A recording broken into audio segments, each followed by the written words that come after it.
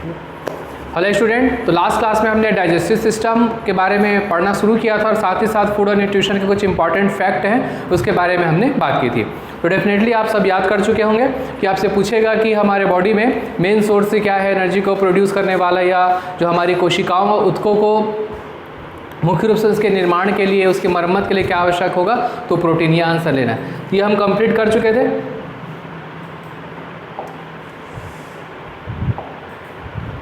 Digestive system की class हम शुरू किए थे।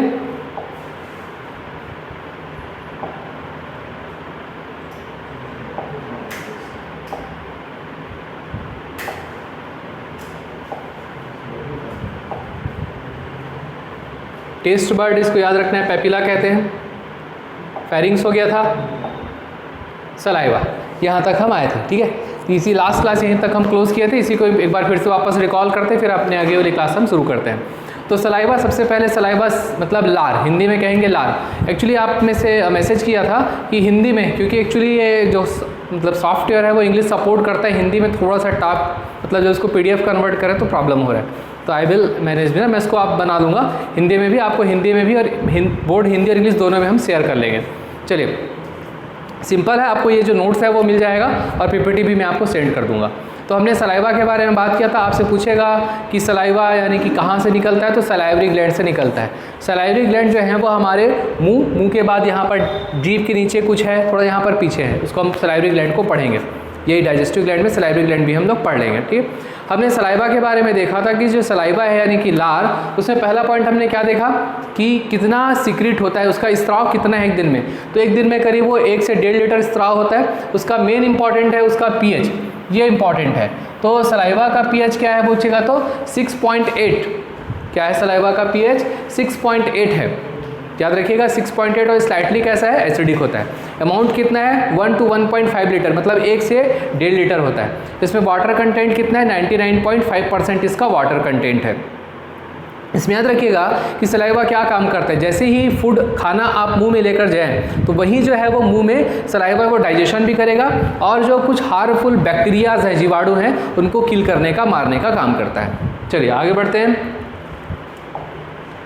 ये इंपॉर्टेंट है। सलाइवा में कितने प्रकार के एंजाइम्स होते हैं, तो एंजाइम के बारे में भी हमने बात की थी, एक दोस्त को उदाहरण लेकर हमने देखा था। तो सलाइवा में 3 प्रकार के एंजाइम हैं, एक है टाइलिन, एक है लाइसोजाइम और एक है एमाइलेज। टाइलिन P है, फिर लाइसोजाइम L है और एमाइलेज A है, PLA, याद रखना। टाइलिन में P जो है वो साइलेंट है, टाइलिन, फिर उसके बाद लाइसोजाइम और एमाइलेज।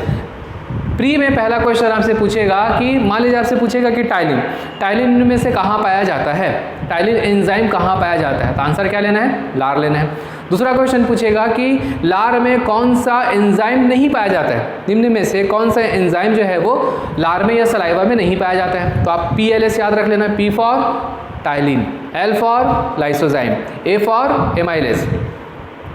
क्लियर। उसके बाद हमने इसका काम देखा था। अब यहाँ से जो है प्री का नेक्स्ट क्वेश्चन आएगा। टाइलिन क्या करता है, तो जैसे ही आप फूड लिए, फूड में कार्बोहाइड्रेट है, फूड में स्टार्च है, तो जो टाइलिन है वो स्टार्च को तोड़ देगा किसमें, ग्लूकोज में। टाइलिन क्या करता है, it converts starch into glucose. जो टाइलिन है वो स्टार्च को, स्टार्च मतलब हिंदी में कहते हैं मंड, देखिए कार्बोहाइड्रेट ही है, कार्बोहाइड्रेट टूटता है, स्टार्च जो है वो फिर आगे टूटते जाएगा।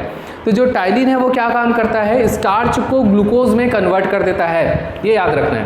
क्वेश्चन आपसे पूछेगा कि टाइलिन के द्वारा कौन सी क्रिया की जाती है, which reaction is done, which reaction is conducted by the ptyalin. तो क्या करेगा, स्टार्च को तोड़ेगा किसमें, ग्लूकोज में तोड़ेगा, ये है टाइलिन। दूसरा है लाइसोजाइम। लाइसोजाइम क्या करता है कि आपके फूड में जो भी हार्मफुल बैक्टीरिया है, जीवाणु है, तो जैसे आप खाना खाए तो जैसे ही आपके मुंह में वो गया खाना जिसमें बैक्टीरिया है, बैक्टीरिया का कुछ पार्टिकल्स है, कुछ बैक्टीरियाज उसमें हैं, वैसे ही लाइसोजाइम क्या करता है, उस बैक्टीरिया को किल कर देता है, मार देता है। समझ में आए? तो लाइसोजाइम क्या करता है, इट किल्स द बैक्टीरिया। दूसरा क्वेश्चन पूछेगा कि लाइसोजाइम कहाँ पाया जाता है, तो आप किस में बता देंगे, आंसर क्या हो जाएगा इसका, लार में, सलाइवा में पाया जाता है। And third one is a amylase. लेज मतलब होता है तोड़ना, LASE। जहाँ कहीं भी आपको LASE दिखेगा ना, लेज का मतलब होता है तोड़ना। एमाइलेज क्या करता है, स्टार्च को डायरेक्टली नहीं तोड़ता है ग्लूकोज में, स्टार्च को तोड़ेगा किस में, माल्टोज में, और फिर माल्टोज किस में टूटेगा, ग्लूकोज में। ये किसका काम है, एमाइलेज का काम है। एमाइलेज क्या करता है, तो जो एमाइलेज है वो क्या करेगा, सबसे पहले माल्टोज को किस में तोड़ेगा, सॉरी स्टार्च को किस में तोड़ेगा, माल्टोज में, और ultimately maltose will convert into glucose. फिर जो माल्टोज है वो ग्लूकोज में कन्वर्ट हो जाएगा, परिवर्तित हो जाएगा। तो ये है सलाइवा। तो सलाइवा का सबसे इंपॉर्टेंट है उसका पीएच। पीएच कितना है, 6.8। इसके पहले यूरिन पढ़े, यूरिन का पीएच कितना है, 6, वो स्लाइटली एसिडिक है। वैसे ही आपका सलाइवा भी क्या है, स्लाइटली एसिडिक है। समझ में आया, क्लियर। उसके बाद 3 एंजाइम है, PLA, PLA, P for ptyalin, L for lysozyme और A फॉर अमाइलेज। याद रहेगा तीनों का काम। टाइलिन क्या करेगा, स्टार्च को ग्लूकोज में तोड़ देगा। लाइसोजाइम क्या करेगा, फूड में, आपके भोजन में, आपके आहार में जो बैक्टीरिया है उसको किल करेगा। और वहीं एमाइलेज क्या करता है, स्टार्च को माल्टोज में तोड़ेगा, माल्टोज को ग्लूकोज में तोड़ देगा। समझ में, यहीं तक हमारी क्लास हुई थी। उसके बाद हम इसमें आगे बढ़ते हैं, इसोफेगस। इसोफेगस ये है, तो ये आपका माउथ, मुंह। उसके बाद आहार जहाँ इकट्ठा होता है, खाना जो है इकट्ठा होगा वो कहलाता है आमाशय, इट मीन्स स्टमक। तो जो माउथ से फूड आप लिए, चबाए, चबाए मतलब चबाना, इट मीन्स मैस्टिकेशन किए, तो बोलस बना। अब जो बोलस है वो फेरिंग्स में गया, फेरिंग्स के बाद आहार नाल इसोफेगस में आएगा, और इसोफेगस से अल्टीमेटली कहाँ पहुँच जाएगा, स्टमक में पहुँचेगा। तो जो इसोफेगस है वो आहार नाल कहलाता है, याद रखिएगा। एलिमेंट्री कैनाल आहार नाल नहीं है। एलिमेंट्री कैनाल जो है वो कंप्लीटली एक आपका माउथ टू एनस, मुंह से लेके गुदा तक जो है वो एलिमेंट्री कैनाल कहलाता है। एलिमेंट्री कैनाल का एक पार्ट है इसोफेगस। तो इसोफेगस क्या करता है, इसोफेगस भोजन को, आहार को मुंह से अमाशय तक लेकर आता है। It transmit the food from the mouth to the stomach. Clear. इसका लेंथ जो है, इसमें आहार नाल में इसका एक ही इंपॉर्टेंट फैक्ट है, वो है इसका लेंथ, और इसका लेंथ होता है 25 सेंटीमीटर। ठीक है, जो इसका इंपॉर्टेंट फैक्ट क्या है वो है इसका लेंथ। इसका लेंथ लिखा नहीं है इसोफेगस का, शायद छूट गया, ये नहीं होगा यहाँ पे। इसका लेंथ सबसे इसका इंपॉर्टेंट जो है वो आहार नाल का एक ही क्वेश्चन बस बनेगा, इसोफेगस। इसोफेगस की लेंथ पूछेगा, 25 सेंटीमीटर उसकी लेंथ है, 25 सेंटीमीटर उसकी लेंथ है। ये एक क्वेश्चन यहाँ से बनता है। आहार नाल इसोफेगस 25 सेंटीमीटर, ये याद रखना है। ठीक है, अब इसमें आगे का कुछ और फैक्ट देखते हैं। तो जो इसोफेगस होता है ना, आहार नाल, उसकी जो दीवार होती है, वॉल, वहाँ पर छोटी छोटी ग्रंथियाँ पाई जाती है, वहाँ पर छोटे छोटे म्यूकस ग्लैंड पाए जाते हैं। ये म्यूकस ग्लैंड जो है वो म्यूकस रिलीज करते हैं। म्यूकस मतलब एक पतला सा द्रव रिलीज करते हैं, चिपचिपा, ठीक है ना, स्टिकी फ्लूइड रिलीज करते हैं। कौन रिलीज करता है, म्यूकस ग्लैंड। क्या रिलीज करता है, म्यूकस, जिसकी वजह से जो आहार नाल है, यानी कि जो इसोफेगस है, वो कैसा हो जाता है, चिपचिपा और स्मूथ हो जाता है।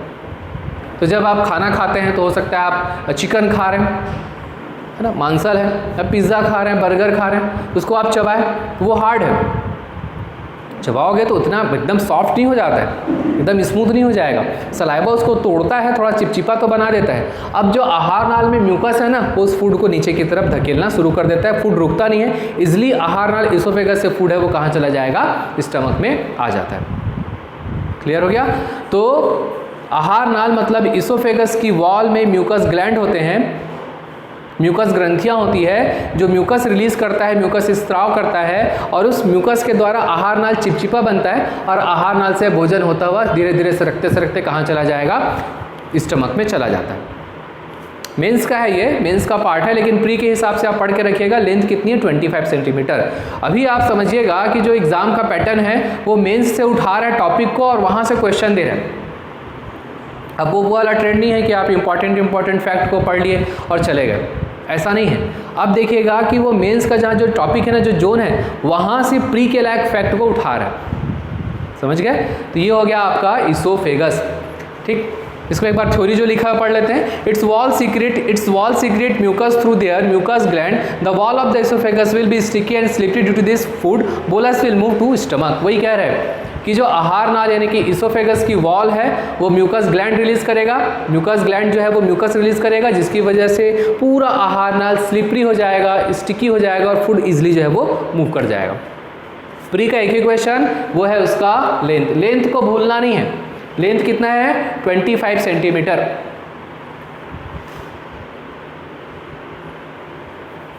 समझ में आए? आगे बढ़ते हैं। इसोफेगस आपको समझ में आ गया? कुछ डाउट है तो आप पूछते जाइए। इसोफेगस में कुछ है नहीं, लेंथ कितना 25 सेंटीमीटर। अब आते हैं स्टमक। लास्ट वाले डायग्राम में आपने देखा था इसोफेगस है, इसोफेगस के बाद स्टमक।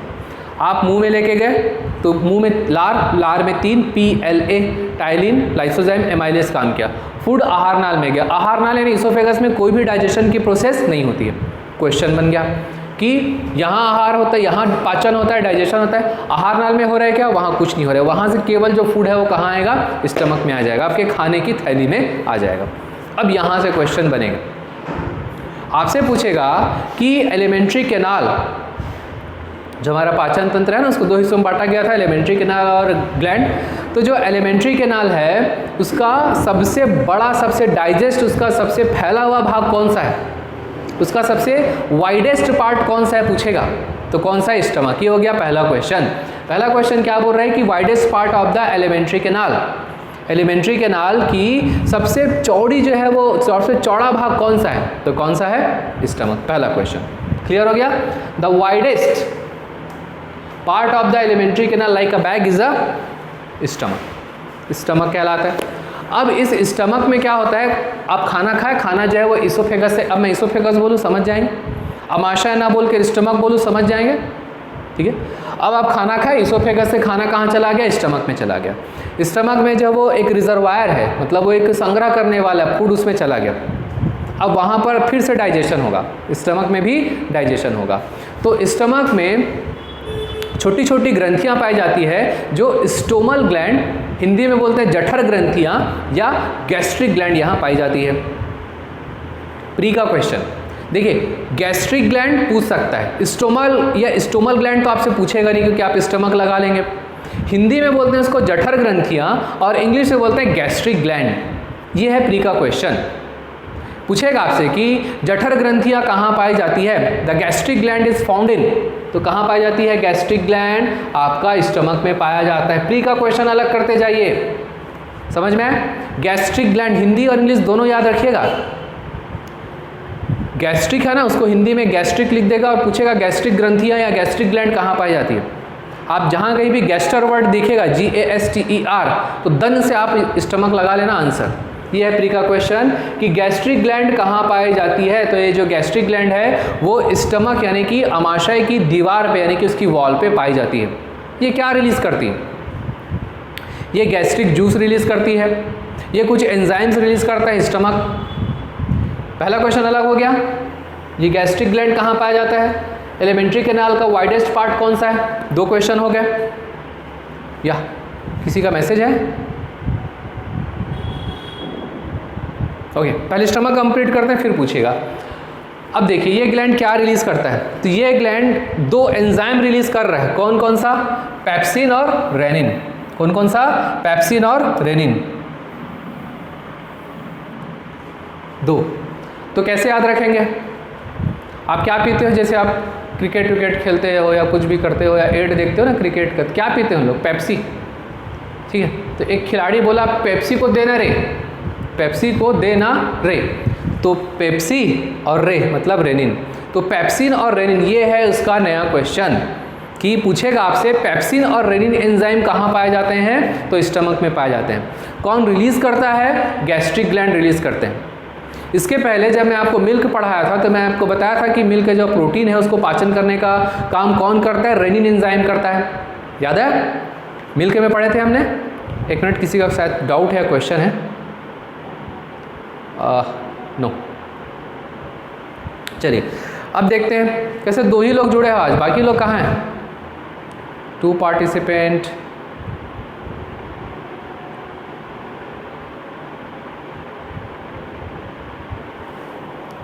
मेरी आवाज़ आ रही है कि नहीं आ रही? लिखिए अगर आपको आवाज़ नहीं आ रही है तो। आ रही, ठीक। 2 ही लोग हैं, बाकी लोग कहाँ हैं?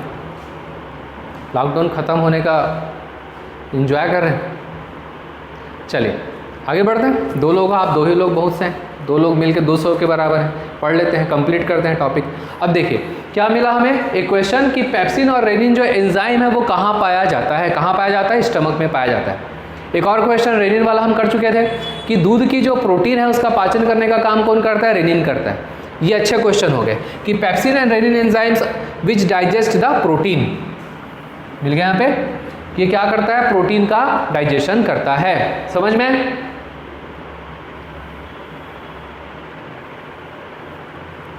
चलिए क्वेश्चन अलग करते जाइए। देखिए अभी का जो हिसाब है ना वो ऐसा है कि आपका मेंस से उठा के प्री का फैक्ट को पूछ रहे हैं, तो उस हिसाब से हम लोग को तैयारी करनी है। मैं मेंस और प्री दोनों के हिसाब से पढ़ा रहा हूँ, इसी में से थोड़ा सा एलोबोरेट करेंगे ना तो मेंस का तैयार हो जाता है। चलिए आगे बढ़ते हैं, समझ में आए?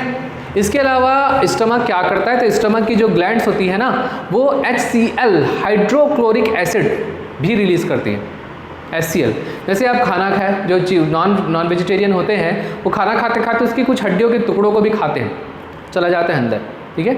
तो हमारे आमाशय से, इट मीन्स हमारे स्टमक के ग्लैंड से HCl भी रिलीज होता है, हाइड्रोक्लोरिक एसिड भी रिलीज होता है। ये HCl इतना स्ट्रांग होता है कि अभी भी अगर फूड में, आपके भोजन में कोई बैक्टीरिया या कोई वायरस या कोई फंगस होता है तो उसको किल कर देता है, मार देता है। इतना स्ट्रांग होता है कि आप जो हड्डियाँ खाते हैं ना उसको भी HCl जो है वो डिज़ोल्व कर देता है, घोल देता है, पचा देता है उसको। तो आपसे पूछेगा कि हमारे डाइजेस्टिव सिस्टम में ऐसा कौन सा अंग है, ऑर्गन है जो HCl को रिलीज करता है। आपको लगेगा यार HCl केमिस्ट्री पढ़ेंगे, हाइड्रोक्लोरिक एसिड, ये कहाँ से आएगा? ऑप्शन में होगा नन, धन से लगा दोगे नन। याद रखिएगा कि स्टमक ऐसा ऑर्गन है जो HCl को भी रिलीज करता है। HCl हाइड्रोक्लोरिक एसिड को कौन रिलीज करता है? हाइड्रोक्लोरिक एसिड को कौन रिलीज करता है? स्टमक जो है वो रिलीज करता है। ये क्या काम करता है? ये जो HCl है वो फूड में प्रेजेंट हार्मफुल बैक्टीरिया, हानिकारक जो जीवाणु होते हैं या कोई फंगस, कवक होगा, उसको मार देता है। नोट डाउन करिए, HCl को रिलीज करने वाला सेल, सब चीज मैं इसमें नहीं लिखता हूं, HCl को रिलीज करता है पैराइटल सेल, हिंदी में भी लिख लीजिए पैराइटल सेल। HCl को कौन रिलीज करता है? पैराइटल सेल, या इसी को कहते हैं ऑक्जेंटिक सेल। नोट डाउन करिए, PARIETAL पैराइटल सेल, या ऑक्जेंटिक OXYNTIC ऑक्जेंटिक सेल। सबको नोट्स में थोड़ी दे दूंगा, कुछ जो है वो क्लास के लिए रहता है। तो अच्छा क्वेश्चन है कि जो HCl है स्टमक में से, जो HCl रिलीज होता है उसको स्टमक का कौन सा सेल रिलीज करता है? तो वो रिलीज करता है ऑक्जेंटिक सेल, या इसी का दूसरा नाम है पैराइटल सेल। OXYNTIC ऑक्जेंटिक, या PARIETAL पैराइटल सेल, ये रिलीज करता है आपका HCl। HCl क्या काम करता है? तो HCl जो फूड में हार्मफुल बैक्टीरिया होते हैं उनको मार देता है। जो फूड में आपका, जबकि आहार में जो हार्ड मटेरियल है इसको क्या करता है? डिजॉल्व कर देता है, घोल देता है, जिससे आपका आहार है वो इजीली पच सकता है, जिससे आपका फूड है वो इजीली डाइजेस्ट हो पाएगा। समझ में आए? तो देखिए क्या क्या क्वेश्चन बना। Widest part of our elementary canal क्या है? स्टमक है। कैसे होता है? बैग के जैसा होता है। फूड का रिजर्वायर है, आहार को संग्रहित करने का काम करता है, कुछ समय के लिए, हमेशा के लिए नहीं कर देगा। उसके बाद गैस्ट्रिक ग्लैंड, गैस्ट्रिक ग्लैंड कहाँ पाई जाती है? स्टमक में पाई जाती है। वो गैस्ट्रिक ग्लैंड क्या रिलीज करती है? पेप्सिन और रेनिन नामक एंजाइम रिलीज करती है। ये रेनिन क्या करता है? तो ये जो रेनिन है वो दूध की प्रोटीन का, सामान्य तौर पर जितने प्रोटीन है उसका पाचन करता है। उसके बाद हमने क्या देखा था कि जो स्टमक है वो HCl भी रिलीज करता है, हाइड्रोक्लोरिक एसिड भी रिलीज करता है। ये अच्छा क्वेश्चन है, HCl, ठीक है। कौन रिलीज करता है? तो स्टमक दे देगा आंसर, गैस्ट्रिक दे देगा आंसर। और अंदर जाते हैं तो कौन सा गैस्ट्रिक ग्लैंड, कौन सा सेल पूछेगा तो ऑक्जेंटिक या parietal cell. It will release the HCl hydrochloric acid which will digest the food and which will kill the harmful bacteria which are present in your food. ये क्या काम करता है? भोजन में उपस्थित जीवाणुओं को मारने का काम करता है। इसके अलावा ये भोजन के पाचन का भी काम करता है। समझ में आए? आगे बढ़े। स्टमक में से क्वेश्चन आपको समझ में आ गया, क्या पूछेगा? चलिए आगे बढ़ते हैं। ये देखिए, ये स्टमक है, अगर आप इजली देख पा रहे होंगे तो यहाँ से इसोफेगस से आएगा फूड, जैसे यहाँ पर पहुँचेगा HCl रिलीज करेगा, आपके फूड को डाइजेस्ट करने का ये काम करेगा। ये है स्टमक। अब आते हैं स्मॉल इंटेस्टाइन। यहाँ से ना एक क्वेश्चन तो परमानेंट है, उसको आप दिमाग में छाप लो, याद कर लो, ठीक। स्मॉल इंटेस्टाइन, स्मॉल नाम से स्मॉल है, ऐसे छोटा सा गुच्छा के जैसा दिखाई देगा, ठीक है, लेकिन उसका लेंथ ज़्यादा होता है, 6 to 6.5 मीटर उसकी लेंथ है। लेंथ वाइज अगर देखेंगे तो स्मॉल इंटेस्टाइन का लेंथ ज़्यादा है, लार्ज इंटेस्टाइन का लेंथ कम है। स्मॉल इंटेस्टाइन यानी छोटी आंत की लंबाई ज़्यादा होती है, जबकि लार्ज इंटेस्टाइन की लंबाई कम होती है। तो नाम क्यों रखे भाई, से स्मॉल क्यों कह दिया और उसको लार्ज क्यों कह दिया? भाई लंबा है ना, स्मॉल इंटेस्टाइन तो इसका लेंथ ज़्यादा है, 6 से 6.5 मीटर होता है, 7 मीटर तक भी ले लेना आंसर। क्यों रखे भाई? पतला है ना, इसलिए इसका नाम रखे स्मॉल इंटेस्टाइन। जो लार्ज इंटेस्टाइन है वो मोटा है, उसका ल्यूमेन यानी इसका जो विड्थ है ना, चौड़ाई है वो ज़्यादा है, इसलिए उसका लार्ज इंटेस्टाइन, इसकी विड्थ कम है इसलिए स्मॉल इंटेस्टाइन। चलिए माउथ के बाद फेरिंग्स के बाद इसोफेगस के बाद स्टमक। अब स्टमक से आगे जो ट्यूब लाइक स्ट्रक्चर होगा, जो नलिकाकार संरचना होती है, वो कहलाता है स्मॉल इंटेस्टाइन। ठीक है, स्टमक के बाद जो नलिकाकार संरचना होती है वो कहलाएगा क्या? आपका स्मॉल इंटेस्टाइन कहलाएगा। Undigested food now come to the small intestine from stomach. अब जो भोजन है वो अमाशय से कहाँ चला जाएगा? स्टमक में चला जाएगा। अमाशय में जितना पाचन होना है वो हो जाता है, उसके बाद जब भोजन है वो कहाँ आता है? स्मॉल इंटेस्टाइन में आता है। मैं आपको वहाँ पर एक और फैक्ट बताया था, स्टमक जब मैं मतलब आपको प्रोटीन वगैरह पढ़ा रहा था कि अल्कोहल और वाटर, अल्कोहल और पानी दोनों का एब्जॉर्प्शन कहाँ से होता है? स्टमक से होता है। अगर आप नोट डाउन नहीं किए होंगे तभी नोट डाउन कर लीजिए कि स्टमक से डायरेक्टली एब्जॉर्ब हो जाता है कौन कौन सा? अल्कोहल और water, alcohol water and paracetamol, PCM। Note down कर लीजिए कि स्टमक से, अमाशय से, हिंदी में बोल देता हूँ पहले, अमाशय से सीधे अल्कोहल एवं पानी का अवशोषण हो जाता है। बाजू में PCM पैरासीटामॉल भी लिख सकते हैं, इंग्लिश में लिख लीजिए water and alcohol both are directly absorbed from the uterus. ठीक है, अब भोजन जो है वो कहाँ पहुँचा? स्टमक में जितना डाइजेशन होना था हो गया, वो उसके बाद वो कहाँ उतर जाएगा? नीचे छोटी आंत में उतर जाएगा, जिसे हम कहते हैं स्मॉल इंटेस्टाइन। क्लियर? क्या कहेंगे आप? Small intestine. इसमें कोई क्वेश्चन नहीं होता है। जो मेन क्वेश्चन पूछेगा वो नेक्स्ट लाइन में है, याद रखिएगा। मैक्सिमम एब्जॉर्प्शन, इंग्लिश में बोलेंगे मैक्सिमम एब्जॉर्प्शन, और हिंदी में कहा जाएगा सर्वाधिक अवशोषण। हिंदी में समझते हैं पहले कि भोजन का सर्वाधिक अवशोषण, अवशोषित करना, ग्रैब करना, एब्जॉर्ब करना। तो भोजन का सर्वाधिक अवशोषण कहाँ से होता है? तो कहाँ से होता है बोलेगा तो याद एक ही आंसर को मारना है, स्मॉल इंटेस्टाइन। मैक्सिमम एब्जॉर्प्शन देखे तो दन से मार देना स्मॉल इंटेस्टाइन, गलत नहीं होगा। ठीक है, भोजन का सर्वाधिक अवशोषण कहाँ से होता है? The maximum absorption of food is from which कहाँ से हो रहा है? कहाँ से हो रहा है? स्मॉल इंटेस्टाइन से होता है। आंसर आपका स्मॉल इंटेस्टाइन ही लेना है। ये ऐसा छोटा सा स्मॉल इंटेस्टाइन दिखेगा, गुच्छा बंच के तौर पे होता है, छत्तीसगढ़ी में बोलते हैं जुत्थम पाए जाते हैं। ये है छोटी आंत, कई बार उसको छोटी आंत्र बोलेगा तब भी वही है, छोटी आंत बोलेगा तब भी वही है, और इंग्लिश में बोलेगा तो स्मॉल इंटेस्टाइन। इसका लेंथ इंपॉर्टेंट है, कितना है? 6 to 6.5 मीटर लेंथ ज़्यादा है, लंबा है ये। ठीक है, लेंथ क्या है? ज़्यादा है, लंबा है, 6 to 6.5 मीटर। जितनी आपकी हाइट है, आपकी हाइट कितनी? हम लोग की नॉर्मल हाइट कितनी होती है? 5, 5.5, 4, 4.5 तक होती है। तो अगर हम लोगों से बड़ा भी हमारा आंत होता है, हम लोग का स्मॉल इंटेस्टाइन हमारे हाइट से बड़ा हो जाएगा। और 6 फीट 6.5 फीट कोई होगा तो उसका पता नहीं, लेकिन नॉर्मली जो स्मॉल इंटेस्टाइन की लेंथ है वो कितनी है?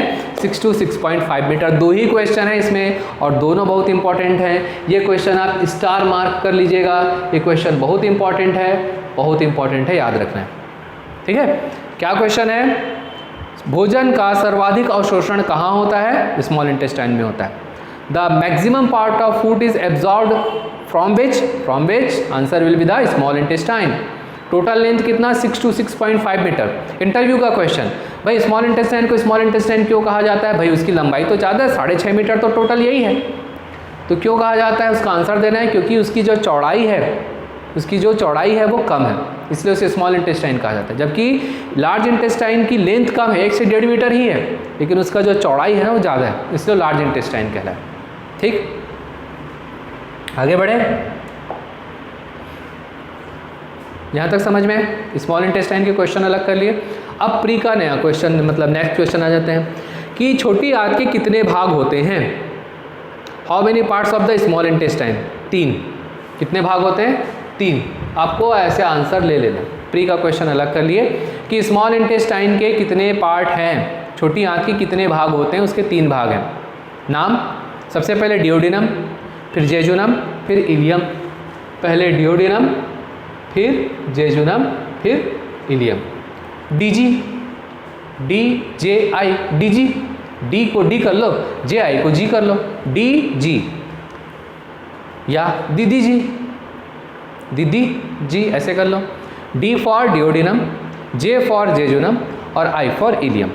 डियोडिनम को हिंदी में कहते हैं ग्रहणी, वो गृहिणी वाला ग्रहणी नहीं, इसको बोलते हैं ग्रहणी, ग्रहणी, ये वाला, ये मतलब डियोडिनम है। और वो हिंदी में ऐसे लिखेगा ना, छोटी की मात्रा हो जाएगी तो ये हो जाएगी घर में काम करने वाली, घर में रहने वाली गृहिणी। ये नहीं है, ये गृहिणी, ठीक है। हिंदी बड़ा चमत्कारिक विषय है भाई, ठीक है। प्री और मेंस दोनों में आपको लगेगा कि हिंदी में ये सही है। अगर आपको ऐसा लग रहा है कि आपको सही लग रहा है, आप 100% श्योर हो जाना कि आप गलत हो। हिंदी जैसा दिखता है वैसा है नहीं, लगता है इजी। यार हिंदी क्या पढ़ना है, जब आप पढ़ोगे समझ में आएगा कि बहुत कठिन है भाई हिंदी, ठीक। तो ये वाला नहीं है, ये वाला नहीं है, ठीक है। कौन सा है, ये गृहिणी। तो पहला पार्ट है इसका डियोडिनम, दूसरा पार्ट है इसका जेजुनम और तीसरा पार्ट है उसका इलियम। ये हो गया प्री का क्वेश्चन कि स्मॉल इंटेस्टाइन के छोटी आंत के कितने भाग होते हैं। छोटी आंत के 3 भाग हैं, डियोडिनम, जेजुनम और इलियम। डी जी आई, दीदी जी ऐसे कर लीजिए, ठीक है।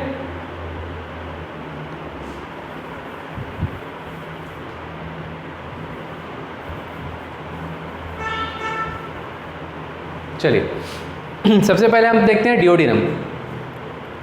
तो स्मॉल इंटेस्टाइन का सबसे पहला भाग है डियोडिनम है। वो इन्वर्टेड यू ऐसे होता है, यू को ऐसे कर दो तो उल्टा यू के जैसा दिखाई देता है। उसका आकार कैसा है, लाइक इन्वर्टेड यू। कैसा होता है, उल्टे यू के जैसा ये दिखाई देता है। 20 कॉम हो गया, ये 20 सेंटीमीटर, ठीक है। इसका लेंथ कितना है, 20 सेंटीमीटर। ये थोड़ा सा क्वेश्चन है, प्री का जोन है, बाकी इसमें से ऐसा कुछ खास है नहीं। इसका लेंथ कितना हो जाता है, 20 सेंटीमीटर है। डियोडिनम का लेंथ कितना है, 20 सेंटीमीटर। उसकी लंबाई 20 सेंटीमीटर है। अब डियोडिनम में क्या होता है, उल्टे यू के आकार का जैसा दिखाई देता है डियोडिनम। अब यहाँ पर से लीवर, यकृत हम पढ़ेंगे, लीवर से एक नलिका आती है जो कहलाती बाइल डक्ट। लीवर से एक नलिका आएगी जो कहलाएगी बाइल डक्ट। वैसी पेनक्रियास तो नाम सुना होगा आपने, अग्नाशय, वहाँ से एक नलिका आएगी जो कहलाती पेनक्रियाटिक डक्ट। तो डियोडिनम में लीवर की तरफ से आएगा बाइल डक्ट और पेनक्रियास की तरफ से आएगा पेनक्रियाटिक डक्ट। ये दोनों कहाँ ओपन होती है, डियोडिनम में ओपन होती है। प्री का दूसरा क्वेश्चन कि बाइल डक्ट और पेनक्रियाटिक डक्ट दोनों एक साथ कहाँ खुलती है, एक साथ कहाँ खुलेगी, डियोडिनम में खुलेगी। डियोडिनम से यही क्वेश्चन आपको पूछा जाएगा, ठीक है। कि लीवर से आती है बाइल डक्ट। प्री का एक और क्वेश्चन कि बाइल डक्ट कहाँ से आता है, तो बाइल डक्ट कहाँ से आता है पूछेगा तो आंसर लगाना है लीवर। एक्चुअली ये गॉल ब्लैडर से आएगा, लेकिन गॉल ब्लैडर थोड़ा सा टफ हो जाएगा, लीवर लगाना है। और गॉल ब्लैडर देगा तो गॉल ब्लैडर लगाना है। तो बाइल डक्ट और पेनक्रियाटिक डक्ट ये दोनों कहाँ ओपन होती है, डियोडिनम में ओपन हो जाती है। ये हो गया डियोडिनम का क्वेश्चन। डियोडिनम का क्वेश्चन क्या है, 20 सेंटीमीटर लॉन्ग होती है और डियोडिनम में लीवर की यकृत की तरफ से आने वाली बाइल डक्ट और पेनक्रियास से आने वाली पेनक्रियाटिक डक्ट दोनों एक साथ ओपन होती है। तो पहला हो गया डियोडिनम। दूसरा आते हैं जेजुनम। जेजुनम ऐसा कुछ खास नहीं है, सबसे ऊपर में डियोडिनम, फिर बीच में जेजुनम और उसके नीचे इलियम है। सबसे ऊपर डियोडिनम, बीच में जेजुनम और उसके नीचे इलियम। तो जेजुनम कहाँ है, तो डियोडिनम और इलियम के बीच में पाया जाता है। जेजुनम कहाँ है, डियोडिनम, ऊपर की तरफ डियोडिनम और नीचे की तरफ इलियम, इन दोनों के बीच में पाया जाता है जेजुनम, ठीक। कुछ खास नहीं है। आगे बढ़ते हैं, इलियम। ये अब थोड़ा सा इंपॉर्टेंट पार्ट हो गया, थोड़ा सा जो है क्वेश्चन के लायक हो गया। डियोडिनम पहला पार्ट है, स्टार्टिंग पॉइंट स्मॉल इंटेस्टाइन का पहला भाग है। इसका जो बिगिनिंग पॉइंट कहूँ कौन सा है बोलेगा तो स्टार्टिंग पॉइंट कौन सा है बोलने से, डियोडिनम। क्वेश्चन पूछेगा आपसे कि स्मॉल इंटेस्टाइन का अंतिम भाग कौन सा है, स्मॉल इंटेस्टाइन का अंतिम भाग कौन सा है। The terminal part of small intestine is ilium. ये है इसका क्वेश्चन। स्मॉल इंटेस्टाइन का अंतिम भाग कौन सा है? The terminal part of small intestine is ileum. Total length 5.5 metre, total length 5.5 metre, sorry ये सेंटीमीटर है, गलत हो गया, ठीक है, ये 5.5 सेंटीमीटर है,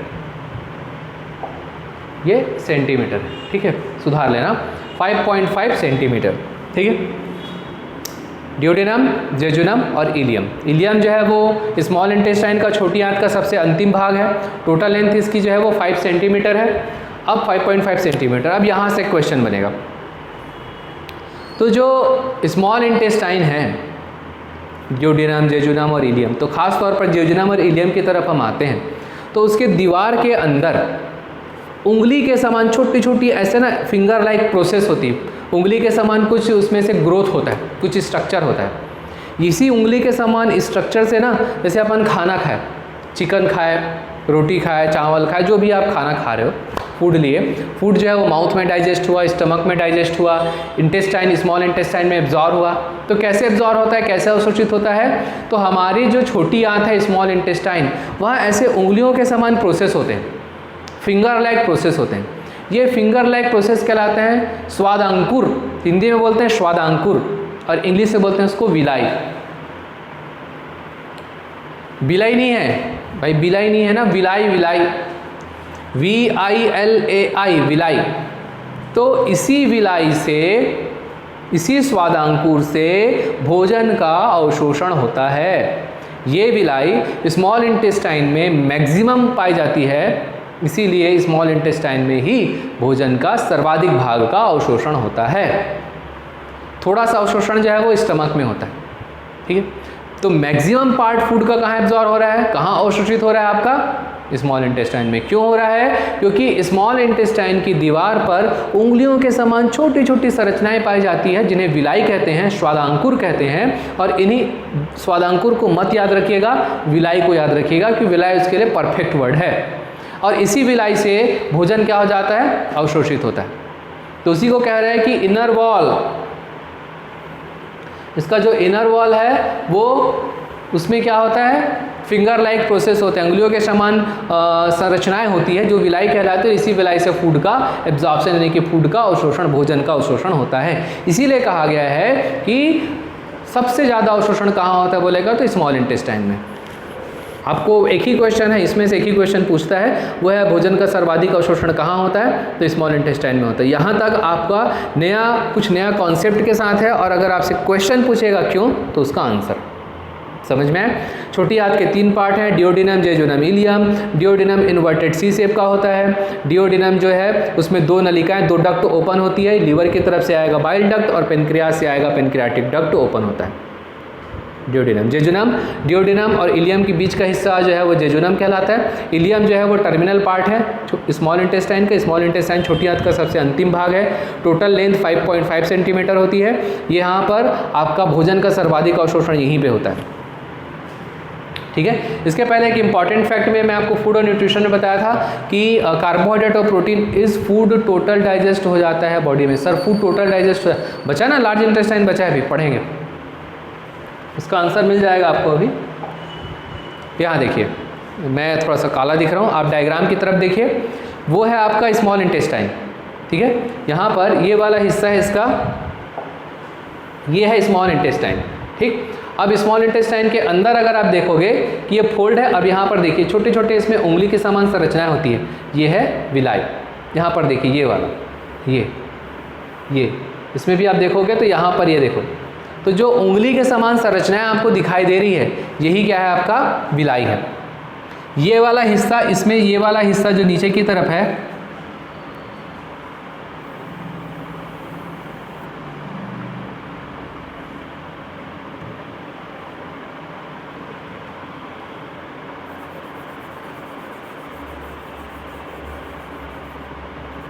यहाँ पे अंदर में जो दिख रहा है ना इतना हिस्सा,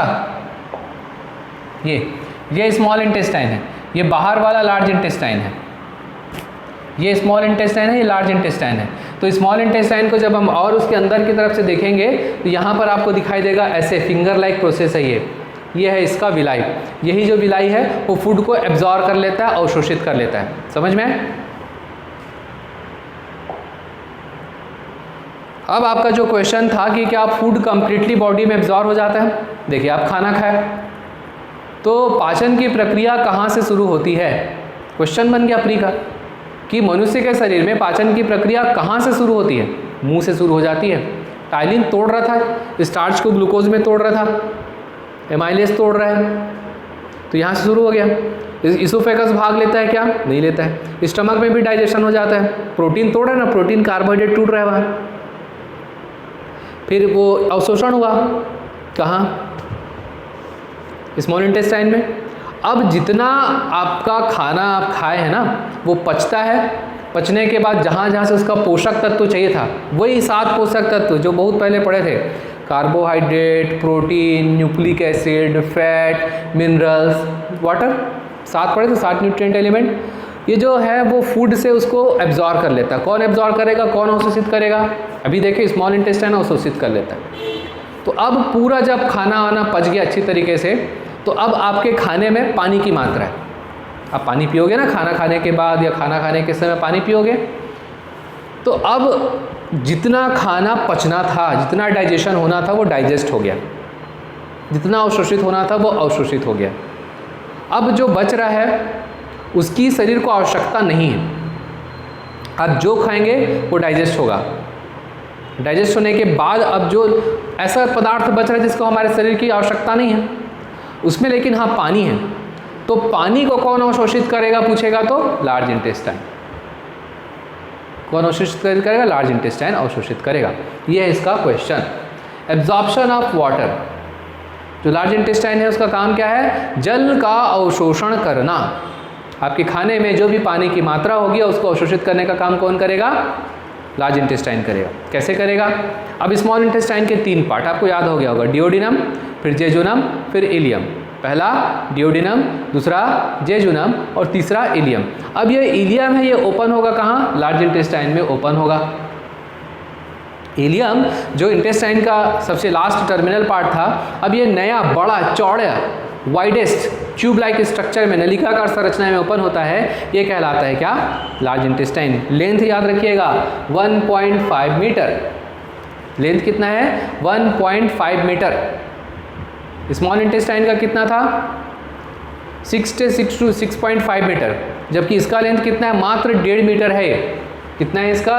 1.5 मीटर इसका लेंथ है। ये क्या कहलाता है? लार्ज इंटेस्टाइन कहलाता है। क्यों? मैंने आपको बताया था इसकी चौड़ाई ज़्यादा है, इसका ल्यूमेन जो है ना वो ज़्यादा चौड़ा है, बड़ा है, इसीलिए कह रहा है लार्ज इंटेस्टाइन। पहला क्वेश्चन कि लार्ज इंटेस्टाइन की लेंथ कितनी है? 1.5 मीटर है। इसके 3 पार्ट हैं। पहला पार्ट है सीकम, फर्स्ट है सीकम, दूसरा है कोलॉन और तीसरा है रेक्टम। इंग्लिश में याद रखिएगा, सीकम, कोलॉन और रेक्टम, CCR या CR कर लीजिए, ठीक है। तो पहला पार्ट इज अ सीकम, उसके बाद कोलॉन, उसके बाद रेक्टम। आपसे प्री में पूछेगा कि निम्न में से कौन सा लार्ज इंटेस्टाइन का पार्ट है, बड़ी आंत का हिस्सा निम्न में से कौन सा है। नाम इंग्लिश में ही देगा, इसका हिंदी नाम के पीछे मत जाइएगा, क्योंकि हिंदी जो ट्रांसलेट करते हैं उसका अलग अलग नाम दे देते हैं। हिंदी में आप कंफ्यूज होंगे, आप उसका इंग्लिश नाम याद रखिएगा।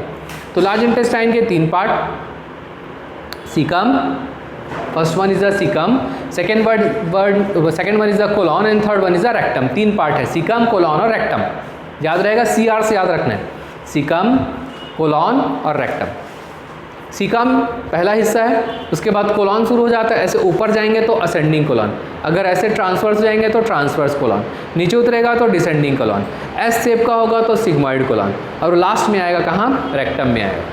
कोलॉन के ऐसा नाम याद रखने की जरूरत नहीं है आपको, फिर भी नाम सुन लीजिए। ऐसे पहले ऊपर जाएगा, असेंड होगा तो असेंडिंग कोलॉन, फिर ऐसे ट्रांसवर्स आ जाएगा, ट्रांसवर्स कोलॉन, नीचे उतरेगा डिसेंडिंग कोलॉन, एस शेप का होगा सिग्मॉइड कोलॉन, और अल्टीमेटली ये कहाँ ओपन होता है? रेक्टम में ओपन हो जाएगा। तो प्री में आपसे पूछता है कि लार्ज इंटेस्टाइन के कितने भाग होते हैं, तो लार्ज इंटेस्टाइन के 3 भाग होते हैं। जैसे स्मॉल इंटेस्टाइन के 3 भाग, वैसे लार्ज इंटेस्टाइन के भी 3 भाग होते हैं। पूछेगा प्री में कि लार्ज इंटेस्टाइन निम्न में से कौन सा लार्ज इंटेस्टाइन का भाग है या कौन लार्ज इंटेस्टाइन का भाग नहीं है। तो CR से याद रखेंगे। ट्रिक क्या है हमारा? CR, C फॉर सीकम, फिर next C for colon and R for rectum. याद हो गया। फिर बहुत इंपॉर्टेंट फैक्ट है कि हमारे शरीर में भोजन के पश्चात जो जल है उसका अवशोषण कहाँ से होता है। The remaining water which are present in food is absorbed through, कहाँ से होता है, through which the large intestine. कैसे होता है, अब आपका खाना हो गया, यहाँ से मुंह में पचा, उसके बाद स्टमक में पचा, स्मॉल इंटेस्टाइन ने अवशोषित कर लिया। अब जो स्मॉल इंटेस्टाइन जितने भी न्यूट्रिएंट एलिमेंट है उसका न्यूट्रिशन उसको एब्जॉर्ब कर लिया। किसके द्वारा एब्जॉर्ब किया, विलाई के द्वारा एब्जॉर्ब कर लिया। अब ये जो बचा अब इसका कोई काम नहीं है, तो ये अब जो फूड है वो लार्ज इंटेस्टाइन में आएगा। जैसे ही वहाँ आएगा वहाँ भी फिंगर लाइक प्रोसेस होते हैं जो विलाई कहलाते हैं। ये विलाई अब फूड में प्रेजेंट वाटर को एब्जॉर्ब कर लेंगे, जल को अवशोषित कर लेंगे और हमारे ब्लड में डाल देंगे। समझ में? अब जब ब्लड में डालते हैं, ठीक है, कहाँ डाल दिया, ब्लड में आ गया, पानी अवशोषित हो गया। तो अब आपको मैं वहाँ पर बताया था मिल्क में लैक्टोबैसिलस हमारे आहार नाल में पाया जाता है, पता है ना, लैक्टोबैसिलस बैक्टीरिया है वो हमारे आहार नाल में पाया जाता है, एलिमेंट्री कैनाल में पाया जाता है। तो अब वही लैक्टोबैसिलस बैक्टीरिया अब जो ऐसा फूड जो उसका पूरा न्यूट्रिशन जो है वो अवशोषित हो चुका है, वाटर अवशोषित हो चुका है, अब वो बॉडी के किसी काम का नहीं है। इट मीन्स ये बॉडी के लिए उत्सर्जी पदार्थ मतलब एक्सक्रीटरी प्रोडक्ट है। तो अब यहाँ पर जो लैक्टोबैसिलस बैक्टीरिया है अब वो इस डाइजेस्टेड फूड में काम करता है और उसको तोड़ना शुरू कर देता है। अब ये बनेगा इससे स्टूल, जिसे हम हिंदी में कहते हैं मल, या हिंदी में शुद्ध हिंदी में कहलाता है पुरुष। तो अब ये स्टूल बना लेगा और ये शरीर से बाहर निकल जाएगा। मल जो है वो एनस से गुद मार्ग से बाहर निकल जाएगा। तो वहाँ हमने पढ़ा था ना लैक्टोबैसिलस में आपको नाम बताया था, ये हमारे बॉडी के लिए ज़रूरी है। क्यों ज़रूरी है? क्योंकि ये डाइजेस्टेड फूड को तोड़ेगा और तोड़ने के बाद उसको स्टूल बनाएगा और स्टूल जो है वो बॉडी से बाहर निकल जाएगा। तो ये हो गया प्री का क्वेश्चन कि लैक्टोबैसिलस जो है बैक्टीरिया, ये लैक्टोबैसिलस बैक्टीरिया कहाँ पाया जाता है, तो लार्ज इंटेस्टाइन में पाया जाता है। ये लैक्टोबैसिलस क्या करता है, ये लैक्टोबैसिलस जो पचित भोजन है उसको स्टूल यानी कि मल का निर्माण करवाता है। The lactobacillus will form the stool from the digested and absorbed food. ये हो गया प्री का जोन, ठीक है, समझ में है। लार्ज इंटेस्टाइन, इलियम जो है टर्मिनल पार्ट है वो इलियम ओपन होगा कहाँ, लार्ज इंटेस्टाइन में ओपन होगा। टोटल लेंथ कितनी है उसकी, 1.5 मीटर है, 1.5 मीटर उसकी लेंथ है, यहाँ तक समझ में है। प्री का क्वेश्चन लार्ज इंटेस्टाइन के कितने पार्ट, तो 3 पार्ट। ट्रिक से कैसे याद रखेंगे, CR, ठीक है, CR बनाते हैं ना क्लास का, क्लास रिप्रेजेंटेटिव, वैसे CR से याद रखिएगा। C फॉर सीकम, फिर C for colon and R for rectum. ये रेक्टम है, ये मलाशय है। फिर उसका मेन क्वेश्चन जहाँ से क्वेश्चन बार बार पूछता है वो है लार्ज इंटेस्टाइन का मुख्य कार्य क्या है, the main function of large intestine, कि ये भोजन में उपस्थित जल को अवशोषित करता है। The large intestine will absorb the water from the food. फिर यहाँ पर एक और क्वेश्चन आप लिख लीजिएगा, नोट डाउन करिए कि लैक्टोबैसिलस कहाँ पाया जाता है। देखिए आपको एलिमेंट्री कैनाल अगर ऑप्शन में देता है और अगर लार्ज इंटेस्टाइन दिया है तो बेस्ट आंसर लार्ज इंटेस्टाइन लेना है, ठीक है, दोनों सही है, एलिमेंट्री कैनाल और मतलब लार्ज इंटेस्टाइन दोनों परफेक्ट है, लेकिन दोनों में से बेस्ट आंसर लेगा तो आप लार्ज इंटेस्टाइन लीजिएगा। समझ में आया, लार्ज इंटेस्टाइन समझ में क्लियर हो गया। क्वेश्चन कैसे आ रहा है, यहाँ से, ठीक है। वर्मी फॉर्म अपेंडिक्स, आपने सुना होगा ना कि क्या हो गया तो उसको अपेंडिक्स हो गया। तो भाई अपेंडिक्स होता नहीं, अपेंडिक्स उसके शरीर में रहता है। पहला क्वेश्चन यही है, नाम याद रखिएगा, वर्मी फॉर्म अपेंडिक्स, ठीक। एक शब्द समझते हैं, रेसिडुअल ऑर्गन, अवशेषी अंग, हिंदी में कहलाता है अवशेषी अंग, रेसिडुअल ऑर्गन या वेस्टिजियल ऑर्गन। इंग्लिश वाला थोड़ा कठिन है, हिंदी वाला सिंपल है, अवशेषी अंग। रेसिडुअल ऑर्गन या वेस्टिजियल ऑर्गन ये क्या होते हैं, तो ये क्वेश्चन पूछ चुका है ना, रेसिडुअल ऑर्गन पूछा था कि निम्न में से कौन सा अवशेषी अंग है, ठीक है। वर्मी फॉर्म अपेंडिक्स एक अवशेषी या रेसिडुअल या वेस्टिजियल ऑर्गन। समझिए क्यों कहता है, क्यों ऐसा नाम दिया गया। जैसे हमारे पूर्वज बंदर, तो वो क्या करते थे कि हरी चीज़ें ज़्यादा खाते थे, फल फ्रूट्स खा रहे हैं, कंदमूल खा रहे हैं, पत्तियाँ खाते थे। तो उनमें जो होता है वो सेलुलोज होता है। तो उस सेलुलोज को पाचन करने के लिए हमारे लार्ज इंटेस्टाइन में एक छोटा सा अंग था जो कहलाता था अपेंडिक्स। वर्मी मतलब वर्म के समान, कीड़े के समान था, छोटा सा अंग था। तो ये जो था ये सेलुलोज का पाचन करता था। लेकिन जैसे जैसे विकास होते गया, इवोल्यूशन होते गया, अब इसकी आवश्यकता हमारे शरीर को नहीं रही, क्योंकि आप भोजन को पका कर खाते हैं तो सेलुलोज है वो उसको डाइजेस्ट करने की उतनी ज़्यादा ज़रूरत होती नहीं है। तो अब ऐसे अंग जिनकी अब आवश्यकता नहीं है लेकिन फिर भी वो हमारे शरीर में पाए जाते हैं, वो कहलाता है रेसिडुअल ऑर्गन या वेस्टिजियल ऑर्गन, अवशेषी अंग। तो ऐसे ही ये क्वेश्चन पूछ चुका है, अच्छा क्वेश्चन है कि निम्न में से अवशेषी अंग कौन सा है? आंसर ले लेना है वर्मीफॉर्म अपेंडिक्स। हमारे दांत का अंदर वाला भी हिस्सा है, मोलार टूथ जो है वो भी है, लेकिन उसको आंसर वो अगर ऑप्शन में है तो देख के लगाना है, ए और बी दोनों लेना है ना। ये पूछेगा वर्मीफॉर्म अपेंडिक्स तो आपको आंसर वर्मीफॉर्म अपेंडिक्स तुरंत ले लेना है। हिंदी में कहलाता है आंत्रपुच्छ, ठीक। तो वर्मीफॉर्म अपेंडिक्स क्या है? एक रेसिडुअल या वेस्टिजियल ऑर्गन है। क्यों नाम दिया गया? क्योंकि वर्म के जैसा, कीड़े के जैसा ये दिखाई देता है। ये कहाँ पाया जाता है? तो ये जो है हमारे लार्ज इंटेस्टाइन का जो हिस्सा है, कौन? सीकम। तो सीकम के साथ या सीकम के पीछे पाया जाता है। सीकम ऐसा है तो सीकम के साथ वर्मीफॉर्म अपेंडिक्स यहीं पाया जाएगा, या सीकम के पीछे ऐसे हो जाता है। तो उसका पोजीशन कहाँ पर है? या तो सीकम के साथ या तो सीकम के पीछे पाया जाता है। कैसा ऑर्गन है, कैसा अंग है? अवशेषी अंग है। समझ में आ गया? Sorry, vermiform appendix. अब थोड़ा सा टफ की तरफ आ जाते हैं। इसका टोटल लेंथ कितना है? 4 इंच है। लेकिन ये क्वेश्चन इसलिए उतना अच्छा नहीं है क्योंकि इसकी वर्मीफॉर्म अपेंडिक्स की लेंथ है वो वेरिएबल होती है, सब में अलग अलग होता है। तो लेंथ की तरफ इतना अच्छा क्वेश्चन नहीं बनेगा। फिर भी याद रखिएगा कि ये कितना होता है, इसका लेंथ 4 इंच के करीब, 4 इंच इसका लेंथ है। शेप कैसा है? वर्म लाइक शेप है। समझ में आ गया? इसका मेन क्वेश्चन यही है कि वर्मीफॉर्म अपेंडिक्स कैसा ऑर्गन है? वेस्टिजियल या रेसिडुअल, दोनों इंग्लिश वाला नाम याद रखिएगा, वेस्टिजियल या रेसिडुअल ऑर्गन है, ठीक। अब लास्ट पार्ट, लार्ज इंटेस्टाइन का सबसे आखिरी हिस्सा कौन सा है? The terminal part of large intestine, rectum. Hindi में कहलाता है मलाशय, मल का आशय, जहाँ मल रहेगा वो उसका मलाशय कहलाएगा। तो लार्ज इंटेस्टाइन का पहला part CR, C for caecum, फिर C फॉर कोलॉन, और कोलॉन कहाँ कंप्लीट हो जाएगा, कहाँ मतलब एंड होगा? रेक्टम में होगा। तो अब जो स्टूल बना है लार्ज इंटेस्टाइन में जो है वो लैक्टोबैसिलस उसको तोड़ रहा है, स्टूल बनाएगा, मल बनाएगा, और अल्टीमेटली वो कहाँ स्टोर होगा, कहाँ इकट्ठा होगा? रेक्टम में होगा। ये है इसका क्वेश्चन। तो लार्ज इंटेस्टाइन का टर्मिनल पार्ट रेक्टम, और स्मॉल इंटेस्टाइन का टर्मिनल पार्ट, आंसर करिए। स्मॉल इंटेस्टाइन का टर्मिनल पार्ट, मैसेज करिए, आंसर बताइए। 2 ही लोग हो, जल्दी आंसर करिए। स्मॉल इंटेस्टाइन का terminal part, ilium, Vivek Tiwari ji, बढ़िया, ठीक है। तो 2 क्वेश्चन बनेगा आपसे। अब इसको ना मैच के फॉर्म में देता है, ठीक है, स्टेटमेंट के फॉर्म में देता है, सही है कि गलत है। तो 1 लाइनर है कि लार्ज इंटेस्टाइन का टर्मिनल पार्ट क्या है? रेक्टम है। रेक्टम क्या है? जहाँ पर स्टूल जो है वो स्टोर होगा वो उसका रेक्टम कहलाएगा। तो यहाँ तक हो गया रेक्टम। तो लार्ज इंटेस्टाइन के 3 part, caecum, colon, rectum. Rectum क्या है? लार्ज इंटेस्टाइन का टर्मिनल पार्ट है। लार्ज इंटेस्टाइन में क्या होता है? तो लार्ज इंटेस्टाइन में फूड का एब्जॉर्प्शन होता है। लार्ज इंटेस्टाइन के साथ हमने वर्मीफॉर्म अपेंडिक्स पढ़ा। वर्मीफॉर्म अपेंडिक्स कैसा है? वेस्टिजियल या रेसिडुअल, हिंदी में कहेंगे अवशेषी अंग है। सेलुलोज वाला क्वेश्चन एक बार पूछा हुआ है कि ये क्या करता था? पहले सेल्यूलोज का पाचन करता था। अब जरूरत है नहीं क्योंकि हम लोग पका के खाते हैं,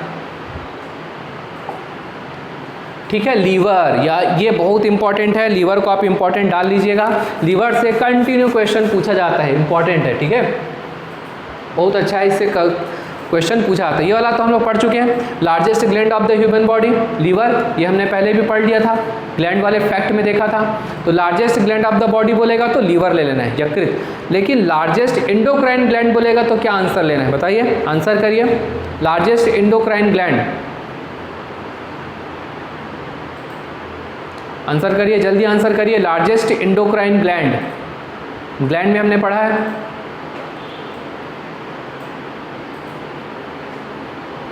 किसका आंसर पहले आता है? लार्जेस्ट एंडोक्राइन ग्लैंड, शरीर की सबसे बड़ी अंतःस्रावी ग्रंथि कौन सी है?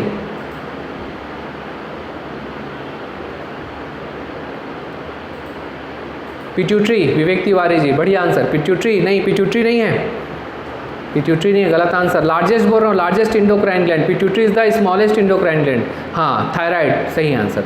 तो अगर लार्जेस्ट इंडोक्राइन ग्लैंड बोलेगा तो थायराइड, और स्मॉलेस्ट इंडोक्राइन ग्लैंड बोलेगा तो पिट्यूटरी। लेकिन क्वेश्चन क्या बोल रहा है? लार्जेस्ट ग्लैंड बस पूछेगा तो क्या लेना है आंसर आपको? लीवर। एक और बताइए, मैं आपको पूछा था largest organ of the body, answer करिए। Largest organ of the body, शरीर का सबसे बड़ा अंग या अवयव क्या है?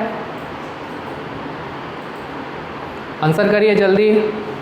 स्किन। विवेक तिवारी जी, बढ़िया आंसर है स्किन। ठीक है, तो ये तो मेन क्वेश्चन है। अब देखिए यहाँ पर जो ये जो वेट देता है ना, ये मैच करने के लिए है। जैसे मैं आपको हार्मोन्स वाले में बताया था, ग्लैंड में हार्मोन्स मैच करने के लिए देता है, वैसे ही आजकल क्या क्वेश्चन दे रहा है, एक तरफ ऑर्गन दे देता है, एक तरफ उसका वेट दे देता है, भाई इसको मैच करके बताओ। तो जो लीवर है वो 1.5 किलो का है, सबसे हैवी ऑर्गन है। तो लीवर का वेट कितना है? 1.5 kg। लीवर जो है वो हमारे बॉडी में 350 फंक्शंस को परफॉर्म करता है टोटल। हमारे शरीर में ऐसा क्या लगता है कि जो हार्ट है वो सबसे ज़्यादा काम करता है। हार्ट केवल एक ही काम करता है, ब्लड को पंप करता है, उसके अलावा हार्ट का कोई कुछ काम है नहीं। लीवर है वो लीवर हमारे बॉडी में 350 to 500 फंक्शन को परफॉर्म करता है। मेन है उसके 350 वर्क, जो मेन है वो 350 है और उसके साथ एसेसरी में 150 और करता है। तो टोटल 350 to 500 फंक्शन को परफॉर्म करने का काम कौन करता है? लीवर करता है। लीवर के बहुत सारे काम हैं, जो मुख्य काम है, मेन फंक्शन है वो 350 है और उसके साथ एसेसरी 150 और जोड़ दो तो 500 फंक्शन, 500 टाइप ऑफ फंक्शन को लीवर अकेले करता है। जैसे हमने एक क्वेश्चन पढ़ा था, ठीक है, अल्कोहल का डिटॉक्सिफिकेशन, अल्कोहल का निराविशन कौन करता है? लीवर करता है। समझ में आया? तो liver is the important organ, इसके बारे में हमें डिटेल में पढ़ते जाना है। तो 2 क्वेश्चन यहाँ से समझ में आ गया। पहला तो largest gland of the body, liver, मतलब शरीर की सबसे बड़ी ग्रंथि कौन है बोलेगा तो लीवर। लीवर का भार कितना पूछेगा तो 1.5 किलो। हमारे शरीर में, अब देखिए क्वेश्चन कैसे पूछ सकता है कि निम्न में से कौन सा अंग शरीर में सर्वाधिक क्रियाओं को संपादित करता है? Which organ performs maximum function in human body? आपको पहला ऑप्शन देगा हार्ट, दूसरा ऑप्शन देगा ब्रेन। आप धन से लगा दोगे ब्रेन या हार्ट को। ब्रेन का भी फंक्शन है लेकिन वो 500 तक कभी नहीं पहुंचेगा। मेन जो है वो आंसर होगा लीवर। एक एक जो लाइन है ना वो इंपॉर्टेंट क्वेश्चन के जैसा है, 3 line 3 question. Largest gland, largest endocrine gland, largest organ, smallest endocrine gland, weight of the liver, liver का सर्वाधिक कार्य करने वाला maximum functioning organ of the body पूछेगा तो लीवर। समझ में आ गया? आज की क्लास यहीं तक करते हैं। लीवर को हम आगे और डिटेल से पढ़ेंगे, इसमें काफ़ी सारा इसका फंक्शन है। आप यहाँ तक कंप्लीट कर लीजिएगा। क्या क्या हो गया?